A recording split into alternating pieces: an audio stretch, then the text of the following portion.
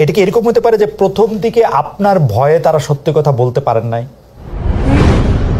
মানে এটা আপনার মাসল দেখানো না তো, আপনার পিস্তলের ম্যাগাজিন দেখানো বা পিস্তলের গুলি দেখানো না, এটা কোনোভাবেই না। এবং ইয়াতে মানে ওইটাও তো ম্যাগাজিন তো দেখানোর জন্য না, আমি নিজেও বিব্রত। আচ্ছা, কিন্তু ওই ছবিটা আপনি পোস্ট করেছিলেন এই কারণে না তো, দেখো যে আমি কিন্তু I'm here, I'm on the chair, আমি ওরকম বলার জন্য না তো? না মানে আছে না একটা না, আমার মনে হয় যে এই সরকারের একটা দুর্বলতার জায়গা হচ্ছে সরকারের কমিউনিকেশন আসলে একটু কম। দেখা যায় আওয়ামী লীগের সময় আমরা দেখেছি যে কাজ যতটুকু করতে এর থেকে বেশি বলতো। তো এই সরকারের কমিউনিকেশনটা এই সরকারের একটা বড় দুর্বলতা, যে অনেক কাজ হচ্ছে কিন্তু সেগুলোর কমিউনিকেশন হচ্ছে মানুষ ভাবতেছে যে আমার কাছে তো মনে হয় যে আমাদের প্রেস সচিব, আমাদের সিনিয়র সাংবাদিক শফিক ভাই বেশ ভালোই করছেন, সরকার যতটুকু করছে তাতে। শফিক ভাই তো করছেন, শফিক ভাই তো মাননীয় প্রধান উপদেষ্টার প্রেস সচিব। সরকারের তো আরো 22-24 জন উপদেষ্টা আছেন, উপদেষ্টার বিশেষ সহকারীগণ আছেন। আপনি কয়জনকে আসলে মিডিয়াতে দেখেন? আচ্ছা, এটা কে ঠিক করে জনাব আসিফ? যে আমি এটা ওনাকে জিজ্ঞেস করছিলাম যে আপনার তো 22 জন উপদেষ্টা আছে, ওনার অফিসে জিজ্ঞেস করছিলাম, আসলে ডেপুটি প্রেস সেক্রেটারির সাথে কথা হচ্ছিল যে 22 জন উপদেষ্টা আছে, যে এর মধ্যে আপনি কোন উপদেষ্টার কাজকে সামনে আনবেন, কোন কাকে পিছনে আনবেন? কারণ আমরা দেখি মাঝে মাঝে উপদেষ্টাদের কথাও প্রেস উইং থেকে বলা হয়, কিন্তু কার কথা কিভাবে বলা হবে এটা কি মানে ক্যাবিনেটে বসে আপনারা ঠিক করেন, নাকি ডক্টর ইউনূস নির্দেশ দেন যে এদের কথা বলবেন বা আমার কথা বলবেন? এটা হচ্ছে মাঝে মধ্যে হয়তো দেখেন যে এর সাথে শফিক ভাইয়ের সাথে সংবাদ সম্মেলন উপদেষ্টারা থাকে, তো কনসার্ন যেই মন্ত্রণালয়ের কাজ হয়, যেমন আমার মন্ত্রণালয়ে একটা আইন পাস হলো, সেটার বিষয়ে ব্রিফ করার জন্য আমি ওনার সাথে গেলাম বা অন্য কারো কনসার্ন। তবে আমি দেখেছি যে উপদেষ্টার মধ্যে বেশিরভাগের মধ্যেই একটা মানে প্রচার বিমুখতা আছে, এবং স্বাভাবিকও ওনারা তো আর পলিটিক্স করা বা ওনারা তো সামনে আসার যে পলিটিক্যাল গভর্নমেন্টের মধ্যে যে ড্রাইভটা থাকে যে আমি কাজ করছি এটা দেখাইতে হবে, এই যে একটা দায়ের জায়গা থাকে, তো এইটা তো ওনাদের নাই। সেই জায়গা থেকে কমিউনিকেশন গ্যাপ আছে। তো সেই জায়গা থেকেও মাঝে মধ্যে দেখা যায় যে মাঝে মধ্যে আমি চেষ্টা করি যে কমিউনিকেট করার, কারণ দেখা যায় যে এখন রিঅ্যাকশনটা খুব দ্রুত হয়। এখন আওয়ামী লীগের আমলের মতো না, কিছু একটা ঘটলেই দেখা যায় যারা কনসার্ন আছে, এখন নাগরিকদের মধ্যে সচেতনতা বৃদ্ধি হয়েছে, স্টুডেন্টদের মধ্যে সচেতনতা বৃদ্ধি হয়েছে, খুব দ্রুত দেখবেন যে মাঠে নেমে চলে আসছে। তো ঠিকমতো কমিউনিকেশন না হওয়াটাও এই রিঅ্যাকশনের একটা বড় কারণ বলে আমি মনে করি। তো এইগুলো ম্যানেজ করার জন্য আমার মনে হয় যে কমিউনিকেশনটা প্রয়োজন, সেই জায়গা থেকেই সেই বিষয়টা পোস্ট করা। ওকে, আমি আইন উপদেষ্টা ডক্টর আসিফ নজরুল আমাদের অনুষ্ঠানে এসেছিলেন, তখন তিনি আমার একটি প্রশ্নের জবাবে বলেছিলেন যে চট্টগ্রামের মেয়র শাহাদাত সাহেব কেন মেয়রের দায়িত্ব পেলেন, দক্ষিণ ঢাকার ইশাক সাহেব কেন পেলেন না? তখন তিনি আমার মানে প্রশ্নের পর প্রশ্নের জবাবে তিনি বলেছিলেন যে এইটা চট্টগ্রামের ক্ষেত্রে সেই সময়কার যে স্থানীয় সরকার উপদেষ্টা ছিলেন জনাব এফ হাসান আরিফ, তার কারণে চট্টগ্রাম সিটিতে মেয়র হিসেবে দায়িত্ব পেলেন, কারণ তিনি একটি লিনিয়েন্ট ভিউ নিয়েছিলেন তার মেয়র পদে বসার ক্ষেত্রে, যেটা জনাব আসিফ নেন নাই। সেই জন্য ব্যাপারটার ক্ষেত্রে তিনি এটার মধ্যে সিদ্ধান্ত দিতে চান নাই।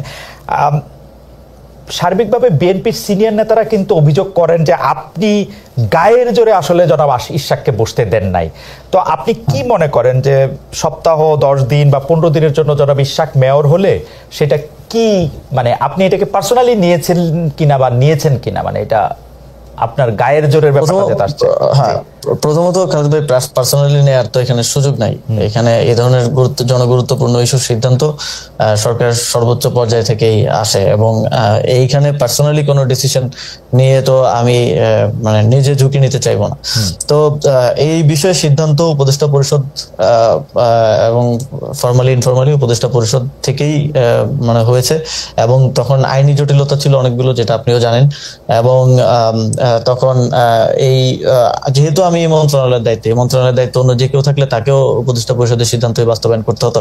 এবং আপনি যদি ইশাক ভাইয়েরও লাস্ট একটা প্রেস ব্রিফিং এ উনি নিজেও বলেছেন যে এটা উপদেষ্টা পরিষদের সিদ্ধান্ত, ডক্টর মোহাম্মদ ইউনূসকে ভুল বোঝানো হয়েছে, উপদেষ্টা পরিষদ ভুল বুঝাইছে, তো উনি কিন্তু নিজেও বলেছেন। তো সেই জায়গায় আমার একক স্বেচ্ছাচারী ভাবে এই ডিসিশন নেওয়ার আসলে কোনো ইয়াটা কোথায় আসে মানে শাহাদাত যখন মেয়র হন তখন হাসান আরিফ ছিলেন, ইশাক যখন মেয়র হতে পারেন নাই তখন আসিফ সাহেব ছিলেন। সেই জন্য মনে হয় যে এখানে আসিফ সাহেব কোনো কিছু করেছেন কিনা। না, এটা হাসান আরিফ স্যার হয়তো সেই সময়টার কথা আমার ঠিক মনে নেই, এটা হয়তো তিনি উপদেষ্টা পরিষদে আনেন নাই, কিংবা ওই বিষয়ে এত বেশি আইনি জটিলতাও ছিল না। তো উপদেষ্টা পরিষদে যখন যায় তখন আমার তো মানে স্টেশনের দায়িত্বে থাকা জায়গা থেকে হচ্ছে আমার ওই সিদ্ধান্তটা বাস্তবায়ন করাটা হচ্ছে আমার দায়িত্ব। এবং যেহেতু এখানে আইনি জটিলতা ছিল, একই সাথে এই সিদ্ধান্ত বাস্তবায়নের ক্ষেত্রে আমাদের আসিফ নজরুল স্যারও সহযোগিতা করছেন, অ্যাটর্নি জেনারেলও এইটার ক্ষেত্রে আইনি পরামর্শ দিয়েছেন আমাদেরকে। তো এটা যে এককভাবে আসিফ মাহমুদের, এটা রাজনৈতিক কারণে অনেক সময় বলা হয়ে থাকে, রাজনৈতিক প্রতিপক্ষ আমাকে অনেকে মনে করতে পারেন তারা সেভাবে অ্যাটাক করতে পারেন, কিন্তু শেষ পর্যন্ত তো ইশাক ভাই নিজেও বলেছেন যে এটা উপদেষ্টা পরিষদে আসলে সিদ্ধান্ত। আমারও মনে হয় যে এটা উপদেষ্টা পরিষদেরই সিদ্ধান্ত, কিন্তু এখানে আবার একটা কথা আসে যে উত্তর ঢাকায় আপনি প্রশাসক নিয়োগ দিয়েছেন সম্পূর্ণ আপনার একক সিদ্ধান্তে। জনাব এজাজ সাহেবের আগে পিছে যাই এইটা নিয়ে কি আপনি একটু বলবেন? ইদানিং আবার শুনতেছি যে এজাজ সাহেব আপনার এবং সৈয়দা রেজানা হাসান যিনি আরেকজন উপদেষ্টা, তাদের দুইজনের একক পছন্দ, তাদের আপনি একটু ভাই ও এজাজ ভাইয়ের নিয়োগটাও কিন্তু উপদেষ্টা পরিষদের সিদ্ধান্ত। এটা কোনো মানে এটা তো ফর্মাল এজেন্ডা উত্থাপন হয় নাই, কিন্তু উপদেষ্টা পরিষদের বিবিধে এই বিষয়ে আলোচনা হয়েছে। এবং ওই দিন আমি কোনো একটা কারণে আমি হয়তো সফরে ছিলাম, আমি উপদেষ্টা পরিষদের ওই বৈঠকে ছিলাম না, ইভেন ওই উপদেষ্টা পরিষদের বৈঠকে আমি নিজে ছিলাম না। তো সেই উপদেষ্টা পরিষদের সিদ্ধান্ত হয়েছে, আমাকে সিদ্ধান্ত জানানো হয়েছে, আমি সেটা বাস্তবায়ন করেছি। তো এখন এইটা তো পারসেপশন, ওই যে বললাম যে রাজনৈতিক কারণে পারসেপশন তৈরি করা হয় যে একক সিদ্ধান্ত এত বড় জায়গায় আসলে নেওয়ার সুযোগ নাই। যদি একক সিদ্ধান্ত নেওয়ার সুযোগ থাকতো আমি লোকাল গভর্নমেন্ট ইলেকশন দিয়ে দিতাম আরো অনেক কিছু। আপনার কাছে কি মনে হয় না ডক্টর মোহাম্মদ ইউনূস যদি তার কোনো একটা বক্তব্যে বা কোনো জায়গায় কোনো কিছুতে যদি এটা পরিষ্কার করতেন যে এটা উপদেষ্টা পরিষদের সিদ্ধান্ত, তাহলে আপনার উপর এতগুলি জিনিস আসতো না? এবং ডক্টর মোহাম্মদ ইউনূস ইচ্ছা করে বা ডক্টর মোহাম্মদ ইউনূসের অন্যান্য উপদেষ্টা পরিষদ ইচ্ছা করে এটা জনাব আসিফের উপরে আনতেছেন, এরকম আপনার মনে হয়? এখানে হয়তো মিসকমিউনিকেশন সরকার থেকে আরো ভালো কমিউনিকেশন করার সুযোগ ছিল। এটা উনি নিজে না বলেও উনার প্রেস সচিবকে দিয়ে ওটা বলাতে পারতেন। আমি কিন্তু এটা এখন পর্যন্ত মানে আপনি ঠিকই বলেছেন, ইশাক সাহেব বলেছেন যে এটা উপদেষ্টা পরিষদের সিদ্ধান্ত, কিন্তু উপদেষ্টা পরিষদের কারো মুখে বা এর কাছে কিন্তু শুনে আমার মানে প্রফেসর আসিফ নজরুল আমার উপর্যুপরি প্রশ্নের জবাবে তিনি বলেছেন যে তখন হাসান আরিফ এটা খেয়াল করেন নাই, এবারে আসিফ সাহেব সেটা খেয়াল করেছেন। স্পষ্ট, আমি সত্যি মানে সামারি করলে এরকমই দাঁড়ায় কথাটা। তো আমার কাছে মনে হয়েছে যে আমি জনাব হাসান আরিফকে অনেকদিন ধরে চিনি, আমার কাছে মনে হয়েছে যে যেটি জনাব হাসান আরিফের কাছে মনে হইলো যে না আইনি বিষয়ে এটি চলতে পারে, সেটি জনাব আসিফের যখন মনে না হইলো, তার মানে উনি ব্যক্তিগতভাবে ব্যাপারটা নিলেন। এটাকে আপনার মনে হয় এটা পরিষ্কার করা দরকার ছিল সরকারের? হ্যাঁ, সরকারের পক্ষ থেকে আরো বেটার কমিউনিকেশন হতে পারতো, যেটা হয় নাই আনফরচুনেটলি। তবে এখানে আসলে ব্যক্তিগতভাবে আমি যেটা বারবার বলছি যে ব্যক্তিগতভাবে সিদ্ধান্ত নেওয়ার কোনো সুযোগই নেই। এত বড় গুরুত্বপূর্ণ বিষয়, যেই বিষয় নিয়ে যমুনার সামনে মানে যমুনা পর্যন্ত ব্লকেড হয়ে গেল, অবরোধ হয়ে গেল, এরকম বিষয় নিয়ে আমি আসিফ মাহমুদ একা সিদ্ধান্ত নিয়ে নিব, এটা আসলে মানে এটা আমি মনে করি না যে কোনো সচেতন মানুষ এটা বিশ্বাস করবে। ইভেন যেহেতু মানে ইশাক ভাইও বলছে এটা খুব ক্লিয়ার যে এটা উপদেষ্টা পরিষদের সিদ্ধান্ত ছিল, এবং এজাজ ভাইয়ের নিয়োগটাও উপদেষ্টা পরিষদের সিদ্ধান্ত ছিল, এবং ওই দিন উপদেষ্টা পরিষদের ওই বৈঠকে পর্যন্ত আমি উপস্থিত ছিলাম না। আমার কাছে যেহেতু আমি স্টেশনের দায়িত্বে আছি, সেই জায়গা থেকে আমার হচ্ছে সিদ্ধান্তগুলো বাস্তবায়ন করতে হয়। আমার এখানে একটা রাজনৈতিক অ্যাঙ্গেল দেওয়ার চেষ্টা করা হয়, রাজনৈতিক বিভিন্ন ব্যাপার এখানে আছে। অ্যাবসলিউটলি। এবং বাংলা ভাষায় এই প্রবাদটাকে আমরা বলি যে পরের ঘাড়ে বন্দুক রেখে পাখি শিকার করা।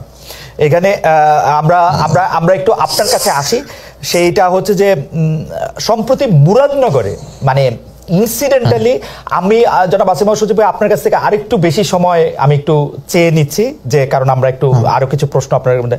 সম্প্রতি মুরাদনগর ইনসিডেন্টালি মুরাদনগর আমারও উপজেলা, মানে আমার পিতামহ সেই উপজেলা থেকে এসছেন, আমার বাবা দাদা যাদেরকে বলে আর কি। তো আমারও কিছু খবর পাওয়ার কিছু নিজস্ব সোর্স আছে, তো সেই জন্য আমি দায়িত্ব নিয়ে বলছি যে এইটা আসলে সরকারের সাপ্লাই করা কোনো সোর্স না। তো সেই জন্য আমি বলতেছি যে এই কথা তো ঠিক যে একই পরিবারের তিনজনের হত্যা, চাঁদাবাজি, সালিশ বাণিজ্য, যেমন নানা অভিযোগ ইউপি চেয়ারম্যান শিমুল বিল্লালের বিরুদ্ধে আসে। মানে মানে সারা দেশে আওয়ামী লীগের রাজনীতিতে জড়িত চেয়ারম্যান কেউ পলাতক, কেউ জেলখানায়, অনেককে চেয়ারম্যান থেকে বহিষ্কার করা হয়েছে, কিন্তু শিমুল বিল্লাল কিভাবে টিকে গেলেন? এখন এই কথা এই কারণে আসছে যে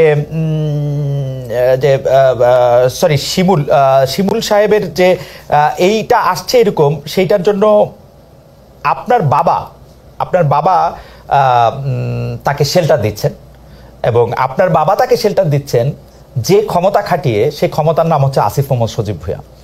আপনি কি একটু বলবেন যে এই একটা নৃশংস অপরাধ, আমি বাংলা ভিশনের যে কি দেখানো হয়েছে সেক্ষেত্রে থেকে আলাদা করে আমি যতটুকু জিনিস সম্পর্কে শিওর হতে পেরেছি শুধু ততটুকু জিনিসই আপনাকে বললাম, যে 3 জন, তার হত্যা, চাঁদাবাজি, সালিশ, বাণিজ্য, ইউপি চেয়ারম্যান, সে আওয়ামী লীগ আমলে ছিল, সবটা মিলে যদি আপনি এটা বলতেন যে আপনার বাবা তাকে সেটা দিচ্ছেন এবং আপনি আপনার পলিটিক্যাল গেইনকে সামনে রেখে আপনার বাবা বিএনপির এগেনস্টে আওয়ামী লীগের লোকজনকে দিয়ে একটা পলিটিক্যাল একটা জায়গা তৈরি করতে চাচ্ছেন কিনা?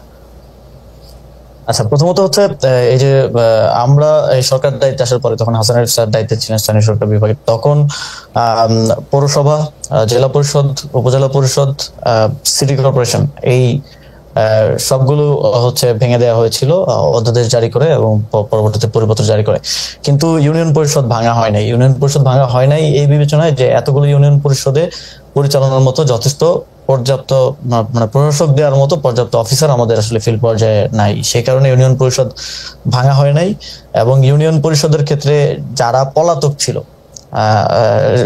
যেহেতু ভাঙা হয় নাই, অধ্যাদেশ পরিবর্তন হয় নাই, সেহেতু যে কাউকে যে কোনো সময় বের করে দেওয়ার সুযোগ নাই। যারা পলাতক ছিল তাদের ক্ষেত্রে স্পষ্ট উল্লেখ আছে 60 দিন স্টেশনে উপস্থিত না থাকলে তাকে বরখাস্ত করা যাবে। সেই প্রক্রিয়ায় অনেককে বরখাস্ত করা হয়েছিল। কিন্তু শিমুল বিল্লালের ঘটনা আমি পরবর্তীতে খোঁজ নিয়ে যতটুকু জেনেছি, তিনি স্বতন্ত্র প্রার্থী হিসেবে ইলেকশন করেছেন এবং তিনি 5 আগস্টের পরে পলাতক ছিলেন না একদিনের জন্য, তিনি স্টেশনেই ছিলেন।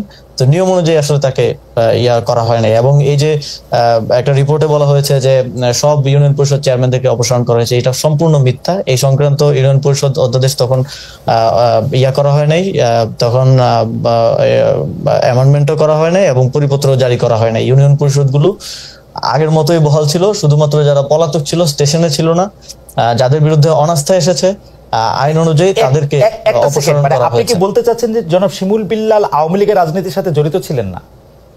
আওয়ামী লীগের রাজনীতির সাথে জড়িত ছিল কিনা আমি জানি না, তবে স্বতন্ত্র প্রার্থী ছিল এতটুকু আমি জানি। আচ্ছা, তিনি স্বতন্ত্র প্রার্থী হিসেবে নির্বাচনে জয়ী হয়েছেন যতদূর আমি জানি।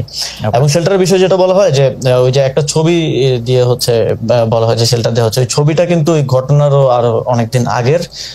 এবং ছবিটা দেওয়ার সময় খুব ক্লেভারলি ওই যে নিচে যে ডেট লেখা থাকে, অনেক ফোন দিয়ে ছবি তুলে ডেট লেখা থাকে, ওই ডেট এন্ড টাইমটা আসলে কেটে দেওয়া হয়েছে। আমার কাছে ডেট এন্ড টাইম সহ ছবিটা আছে।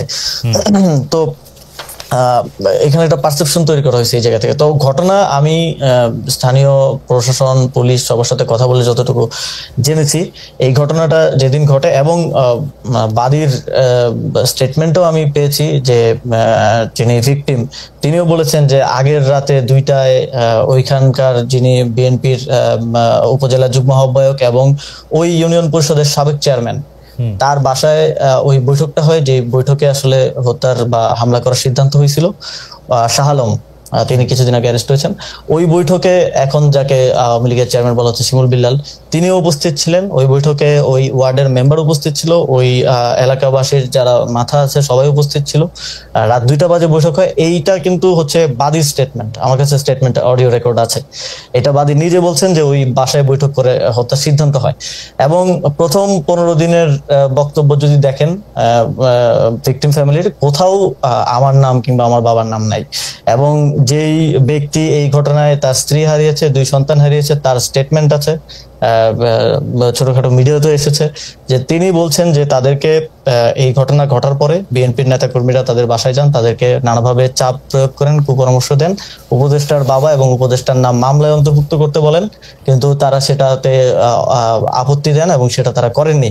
কিন্তু পরিবারের আরেকাংশকে এবং তার মেয়ের ব্যাপারে যখন আমরা বিভিন্নভাবে তার সাথে কথা বলার চেষ্টা করি, তিনি বলেন যে তার মেয়েকে তিনি আর সেই সময়ের পর থেকে পাচ্ছেন না, তার মেয়ে অন্য জায়গায় আছে। এবং এই যে বিভিন্ন ধরনের স্টেটমেন্ট, বক্তব্য, যেটা প্রথম 15 দিনে আসে নাই। আপনি তো যে কোনো ক্রাইমের ক্ষেত্রে যদি আপনি ভিকটিমের বক্তব্য নেন, তাহলে তো আপনার ফার্স্ট বক্তব্যটা বিশ্বাসযোগ্য হওয়া উচিত, যেটা পরবর্তীতে তাদেরকে। এবং আমরা এরকম হতে পারে জনাব ভুঁইয়া, এটা কি এরকম হতে পারে যে প্রথম দিকে আপনার ভয়ে তারা সত্যি কথা বলতে পারেন নাই?